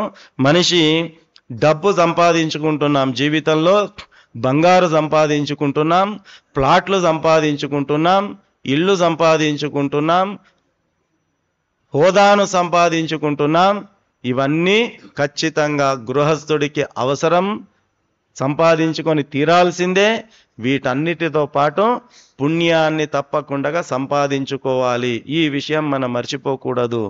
అన్నిటినీ డిపాజిట్ చేసుకుంటున్నాం, కానీ పుణ్యము డిపాజిట్ చేసుకోవడం మర్చిపోతున్నాం ఈ కాలంలో. నేను చాలా సందర్భాల్లో చెప్తూ ఉంటాను, మళ్ళీ పునరావృత్తి నేను చేస్తూ ఉంటాను. పుణ్యం డిపాజిట్ చేసుకోవాలా, లేకపోతే భగవంతుడు మీరు కోరుకున్నది మీకు ఇవ్వడానికి అవకాశం లేదు. ద్రౌపది అమ్మవారు నిండు సభలో వస్త్రాపహరణం చేస్తుంటే కృష్ణ కృష్ణ కృష్ణ కృష్ణ కృష్ణ అని అరిచింది. అంతకంటే ముందు తన శక్తి పైన తాను నమ్ముకొని తన మాన ప్రాణాలు పోకుండగా అక్కడ దుశ్శాసనుడు చీరకొంగు లాగుతా ఉంటే కూడా గట్టిగా పట్టుకొని తన మాన ప్రాణాలను తాను రక్షించుకోవడానికి ప్రయత్నించింది. అప్పుడు ఆమెకు అర్థమయ్యింది, నా సొంత బుద్ధి, నా సొంత బలము దీనికి పనికి రాదు. నన్ను కాపాడాలంటే సమర్థుడు ఒక్కడే, పరమాత్ముడు. ఆ పరమాత్ముడు నన్ను రక్షించాలి, నా ప్రాణాలను వాడే కాపాడగలుగుతాడని చెప్పి అప్పుడు కృష్ణ అని అరిచింది. అప్పుడు శ్రీకృష్ణుడు ఏం చేశాడు? మా చెల్లెలు అరుస్తున్నది, ఎంబడే పోదామన్నాడా? ఆహా. శ్రీకృష్ణుడు ఏం చేశాడట? పక్కలో ఉన్న అసిస్టెంట్కి చెప్పాడట. ఏమని? ఆమె వరుసకు నా చెల్లెలే కావచ్చు, కానీ రూల్ ఉంది ఒకటి. ఏం రూల్ ఉంది? ఆమె ఇప్పుడు నాకు సహాయం కోరుతుంది కదా, ఈ సహాయం నేను ఆమెకు అందించడానికి ఆమె పుణ్యాన్ని డిపాజిట్ చేసుకున్నదా ఒకసారి ఆమె అకౌంట్ చూడు అని చెప్పాడు శ్రీకృష్ణుడు. అప్పుడు అకౌంటెంట్ పక్కల బుక్ తీశాడు, పుణ్యం ఖాతా తీశాడు. ఖాతా తీసి 1వ పేజ్, 2వ పేజ్, 3వ పేజ్, 4వ పేజ్, 5వ పేజ్ 10-20 పేపర్లు తిప్పాడు. స్వామి, నో పుణ్యం, నో డిపాజిట్, పుణ్యం డిపాజిట్ కాలేదు. మా చెల్లెలు నాయన చూడు, ఎక్కడో దగ్గర కొంచెం అని ఉందేమో చూడు అంటాడు. అప్పుడు కర్మ కొద్దీ ఏదో పేపర్లో దొరుకుతుంది. ఏమని దొరుకుతుంది? స్వామి, ఫలానా సందర్భంలో మీరు సుదర్శన చక్రాన్ని ప్రయోగించినప్పుడు మీ వేలు తెగి రక్తస్రావం అవుతుంటే ద్రౌపది అమ్మవారు అప్పుడు తన చీర కొంగును చిర్రున దించి పట్టు చీర అని కూడా లెక్క చేయకుండా ద్రౌపది కాబట్టి చించింది. మనమైతే వాయము కదా. సౌత్ ఇండియా షాపింగ్ మాల్లో 30,000 తెచ్చి కొనుక్కున్నా వాని రక్తం కారితే గారని నేను కొంగు జించాను అంటుంటే మనం కదా. ద్రౌపది అమ్మవారు కాస్ట్లీ చీర అయినప్పటికీ కూడా చిర్రున జించి ఆ చిన్న బట్ట ముక్క ఏం చేసింది, శ్రీకృష్ణుడి వేలుకు చుట్టింది, రక్తస్రావం కాకుండా చూసింది. అప్పుడు శ్రీకృష్ణుడు అన్నాడు, చాలు. ఆమె ఇంత డిపాజిట్ చేసుకున్నది, ఎంత చిన్న ముక్క డిపాజిట్ చేసుకున్నది, దానికి వడ్డీ చక్రవడ్డీ కలిపి నేను ఆమెకు సహాయం చేస్తానని చెప్పి తానుల కొద్ది చీరను అమ్మవారికి ప్రసాదించి అమ్మవారి మాన ప్రాణాలను కాపాడాడు. కృష్ణ రా అంటే ఎంబడే ఉట్టి పుణ్యానికి పోలే శ్రీకృష్ణుడు, అకౌంట్ చెక్ చేసిండు, వెదర్ దేర్ ఈజ్ డిపాజిటెడ్ పుణ్యం ఆర్ నాట్. పుణ్యం డిపాజిట్ చేసుకున్నారా లేదా ఖాతా చెక్ చేశాడు, డిపాజిట్ ఉందంటేనే పోయినాడు. కాబట్టి పుణ్యం డిపాజిట్ లేకపోతే భగవంతుడు కూడా కాపాడలేడు. ఎన్నో సందర్భాల్లో చెప్పాను. ఒక చిన్న ఎంఆర్ఓ ఆఫీస్కి పోతే టేబుల్ పైన ఇన్ని ఫైల్స్ పడి ఉంటాయి, ఆర్డీఓ ఆఫీసుకి పోతే ఇన్ని ఫైల్స్ పడి ఉంటాయి, కలెక్టర్ ఆఫీసుకి పోతే ఇన్ని ఫైల్స్ పడి ఉంటాయి, ముఖ్యమంత్రి ఆఫీసుకి పోతే సగం ఆకాశానికి అంటింటాయి, ప్రధానమంత్రి ఆఫీసుకి పోతే ఆకాశాన్ని అంటింటాయి. అన్ని ఫైల్స్లో న్యూ పెట్టిన ఫైలే భగవంతుడు ఎందుకు చూడాలా? న్యూ పెట్టిన ఫైలే ఎందుకు చూడాలా భగవంతుడు? అన్నీ ఉన్నాయి, సీరియల్గా వస్తాడు. ఆయనకు తీరిక ఉన్నప్పుడు ఇష్టం వచ్చిన ఫైల్ చూస్తాడు గాక. ఎవరి ఫైల్ చూస్తాడు? రికమెండేషన్ ఎవరిది ఉంటే వాళ్ళ ఫైల్ చూస్తాడు. ఆఫీస్లో కూడా మనకు తెలిసినటువంటి వాళ్ళు ఉన్నారనుకోండి కదా. ఇప్పుడు మా పబ్లిక్ ప్రాసిక్యూటర్ గారు వచ్చారు, ఆకుల బాలప్ప గారు. కోర్టులో ఏదో పని పడింది, తెలిసిన వారు కాబట్టి సార్ అని ఏదో రిక్వెస్ట్ చేస్తే, మన శక్తిపీఠం వాళ్ళదరా ఫైల్ జర్ర దొబ్బు ఏదో రికమెండ్ చేస్తే దొబ్బొచ్చు అంటే రికమెండేషన్. అదే ఎంఆర్ఓ ఆఫీస్కి పోయినాం, మన ఫైల్ కొంచెం కదలాల, డైరెక్ట్ నీవు ఎంఆర్ఓని కలవడానికి వీల్లేదు, ఆడ ఒకడు నిలబడి ఉంటాడు తలుపు దగ్గర కదా. వాడిని మచ్చిగా చేసుకుంటే వాడు ఎంతటి ఫైల్నైనా కదిలించగలుగుతాడు కదా. కాబట్టి మనము కూడా భగవంతుణ్ణి మచ్చిక చేసుకోవాలా, మన ఫైల్ ఆయన సెలెక్ట్ చేసుకోవాలా. అంత గుట్టలో మన ఫైలే. ఏం ఫైలు? స్వామి నా కూతురికి వివాహం కావాలా, శక్తిపీఠంలో వచ్చి ఫైల్ పెట్టినాం.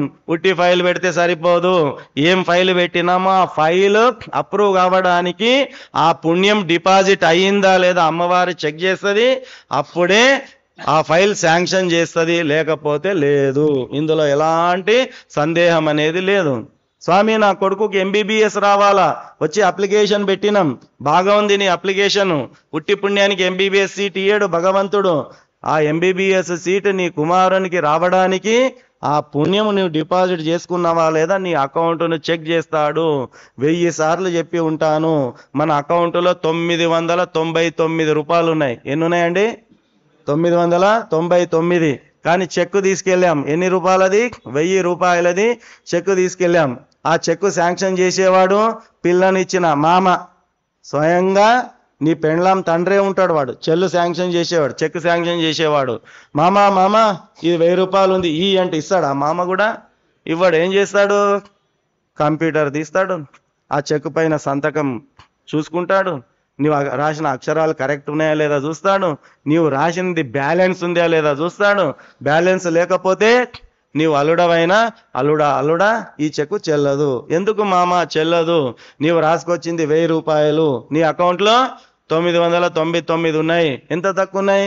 1 రూపాయి. 1 రూపాయి కదా చెక్కి అంటే ఇస్తాడా మేనేజరు? ఇవ్వడు. ఏం చేస్తాడు? చెక్కు జించి పక్కనన్నా పడేస్తాడు. లేదా వాడు మనకు ఫేవర్ చేయాలనుకుంటే, ఏం లేదన్న 1 రూపాయి డిపాజిట్ చేయి, ఈ చెక్కు డ్రా చేసుకో అని చెప్తాడు. 1 రూపాయి తక్కువ ఉంటే నేను నీ చెక్కు చెల్లకపోతే, నీ పుణ్యము తక్కువ ఉంటే అమ్మవారు నీ చెక్కు ఎట్లా పాస్ చేస్తుంది? ఇది మనం అర్థం చేసుకోవాలా. కాబట్టి మన చెక్కు పాస్ కావాలన్నా, మనం పెట్టుకునే అప్లికేషన్లు మూవ్ కావాలన్నా, ఉన్న గుట్టల ఫైళ్ళలో మన ఫైలే అమ్మవారు చూడాలంటే ఏం చేయాలండి? గట్టిగా చెప్పండి. పుణ్యము డిపాజిట్ చేసుకోవాలా. నీ బ్యాంకులో ఉన్న బంగారు చూసి, వెండి చూసి, ప్లాట్లు చూసి, నీ ఆస్తి, నీ హోదా, జనము, ధనబలాన్ని చూసి అమ్మవారు నీ ఫైల్ శాంక్షన్ చేయదు. నీ ఫైల్ శాంక్షన్ కావాలంటే నీవు పుణ్యం డిపాజిట్ చేసుకొని తీరాల్సిందే. There is no shortcut, వేరే మార్గం లేదు. నీవు పుణ్యం డిపాజిట్ చేసి తీరాల్సిందే. కాబట్టి ఆ పుణ్యం డిపాజిట్ చేసుకోవడానికే మనకు మన ధర్మంలో, మన శాస్త్రంలో ఈ ఉత్సవాలని, పండుగలని, వ్రతాలని, నోములని, మందిరాలని, తీర్థములని, యాత్రలని ఇవన్నీ పెట్టారు. ఎందుకొరకు? కనీసం ఈ సందర్భాలలోనైనా మనం పుణ్యం డిపాజిట్ చేసుకునే ఒక అవకాశం మనకు దొరుకుతుంది. మిగతా సందర్భాల లోపల మన వృత్తుల్లో, వ్యాపారాల్లో, వ్యవహారాల్లో, సంసారాల్లో మనం మునిగి ఉంటాం, సంపాదించుకుంటూ ఉంటాం. 365 రోజుల్లో 355 రోజులు సంపాదించుకో, 10 రోజులు అమ్మవారి నవరాత్రుల్లో పుణ్యాన్ని డిపాజిట్ చేసుకో అని చెప్పి మన పెద్దలు ఈ 10 రోజులు పుణ్యం డిపాజిట్ చేసుకోవడానికి ఒక స్లాట్ మనకు కల్పించారు. గణపతి నవరాత్రులు 10 రోజులు ఒక స్లాట్ కల్పించారు. దీపావళి, అమావాస్య, లక్ష్మీ పూజ ఒక స్లాట్ కల్పించారు కదా. సత్యనారాయణ వ్రతం ఒక స్లాట్ కల్పించారు. మందిరంలో అన్నదానం ఒక స్లాట్ కల్పించారు. నువ్వు పుణ్యం డిపాజిట్ చేసుకోవడానికి ఇన్ని మార్గాలు ఇచ్చారు. గోపూజ చేసుకో, పుణ్యం డిపాజిట్ అవుతుంది. అన్నదానం చేసుకో, పుణ్యం డిపాజిట్ అవుతుంది. మందిర దర్శనం చేసుకో, పుణ్యం డిపాజిట్ అవుతుంది. ధర్మ కార్యంలో పాలు పంచుకోను, పుణ్యం డిపాజిట్ అవుతుంది. సమాజంలో అవసరార్థుడికి ఆదుకో, పుణ్యం డిపాజిట్ అవుతుంది. వీలైతే మేలు చెయ్యి, కానీ కీడు మాత్రము చేయవద్దు. మన ధర్మము, మన శాస్త్రం అదే చెబుతుంది. చేతనైతే మేలు చెయ్యి, కానీ కీడు చేయవద్దు. వీలవుతుందా? ఆ వెళ్ళేవాడికి పూలబాటను వెయ్యి. పూలబాట వేయడం నీకు చేత కాదా? ముళ్ళు మాత్రం వేయవద్దు వాడు వెళ్ళే దారిలో కదా. ఇది మన ధర్మం మనకు నేర్పుతుంది. అది గొప్పనైనటువంటిది మన సనాతన ధర్మం. దానినే మనం హిందూ ధర్మం అంటాం. కాబట్టి సనాతన ధర్మంలో పుట్టిన మనం అందరము కూడా మనము ఆధ్యాత్మిక జీవనంలో మనం ఉన్నప్పుడే మన జీవితాలకు సార్థకత అనేటటువంటిది ఏర్పడుతుంది. కాబట్టి భగవంతుడి అనుగ్రహం మనకు చాలా అవసరం. 1000 సార్లు రిపీట్ చేశాను, మళ్ళీ రిపీట్ చేస్తున్నాను. మనిషి అనేటటువంటి వాడికి ఎన్నో లక్ష్యాలు ఉంటాయి, ఎన్నో కలలు కంటాడు. ఆ కలలన్నీ నెరవేరాలి అంటే పరమాత్ముడి యొక్క అనుగ్రహం తప్పనిసరి కావాలి. కష్టపడ్డవాడంతా జీవితంలో పైకి వస్తాడంటే బయట ఎండలో కష్టపడేటటువంటి వాళ్ళు చాలామంది ఉన్నారు. వాళ్ళందరూ ఎందుకంటే టాటా బిర్లా గారు కష్టపడేవాడు జీవితంలో వృద్ధికి వస్తాడంటే గాడిదల్లా కష్టపడేవాళ్ళు కూలీలు ఎంతోమంది ఉన్నారు. వాళ్ళందరూ టాటా బిర్లాలు గారే. అంటే కష్టపడితే పైకి వస్తారు అనేటటువంటిది కాదు. ఆ కష్టానికి ఎవరి అనుగ్రహం ఉండాలా? పరమాత్ముడి యొక్క అనుగ్రహం ఉండాలా. 2 పొలాలు ఉంటాయి, వాడు 1 ఎకరా పండిస్తాడు, వీడు 1 ఎకరా పండిస్తాడు. అదే ఊరు, అదే గ్రామము, అదే సర్వే నంబరు, అదే పంట. వాడికి ఎకరానికి 50 సంచులు పండుతాయి, వీనికి ఎకరానికి 10 సంచులే పండుతాయి.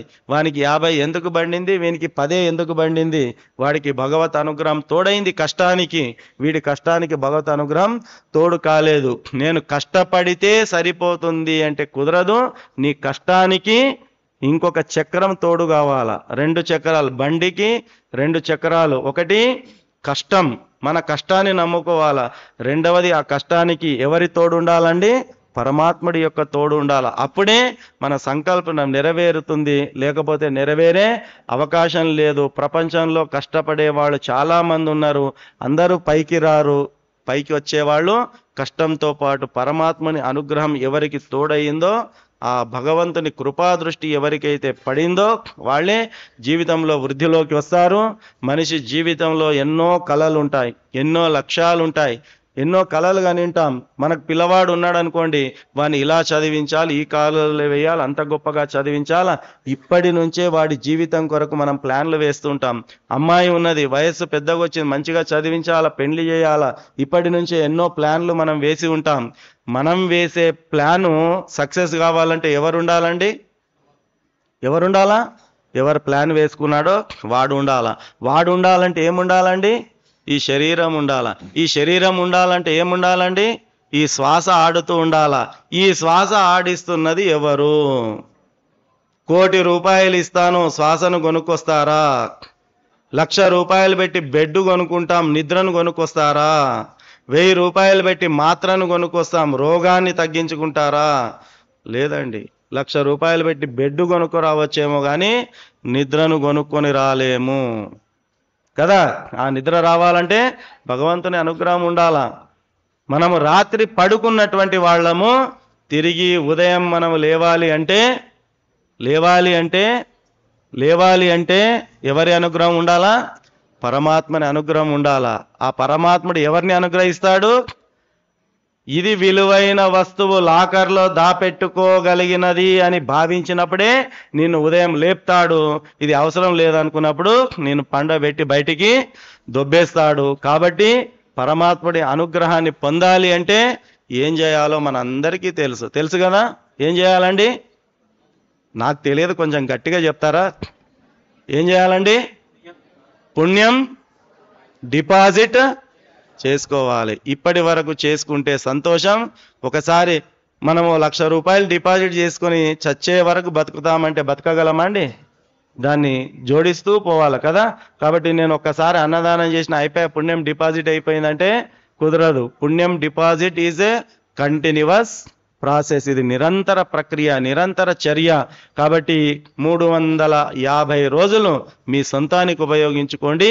జీవితంలో సంవత్సరంలో ఒక్క 10 రోజులైనా పరమాత్ముడికి, ధర్మానికి, ఆధ్యాత్మికానికి కేటాయించండి అని చెప్పి మీ అందరితో ప్రార్థన చేస్తూ ఆ శక్తిని, ఆ యుక్తిని, ఆ బుద్ధిని అమ్మవారు మీకందరికీ ప్రసాదించాలి అని చెప్పి మీ అందరి ఇళ్లల్లో సుఖము, సౌఖ్యము, ఆనందము, సంతోషము వెళ్ళి విరియాలి అని చెప్పి ఆ అమ్మవారు మీ ఇంట, మీ వెంట, మీ జంట ఎల్లప్పుడూ ఉండి మిమ్మల్ని అనుగ్రహించి, మిమ్మల్ని పసి పిల్లవాడిని తల్లి ఎట్లా నడుపుతుందో ఆ కన్న తల్లి పిల్లలైన మనందరినీ కూడా అలా నడపాలి, మంచి మార్గం చూయించాలి అని చెప్పి అమ్మవారి పాదాల చెంత అనంత కోటి సాష్టాంగ ప్రణామాలను సమర్పిస్తూ కాయేన వాచ మనసేంద్రియవ బుద్ధ్యాత్మనా వా ప్రకృతే స్వభావ కరోమి యద్ధే సకలం పరస్మై నారాయణ ఇది సమర్పయామి. బోలో గోమాతా की, गंगा माता की, भू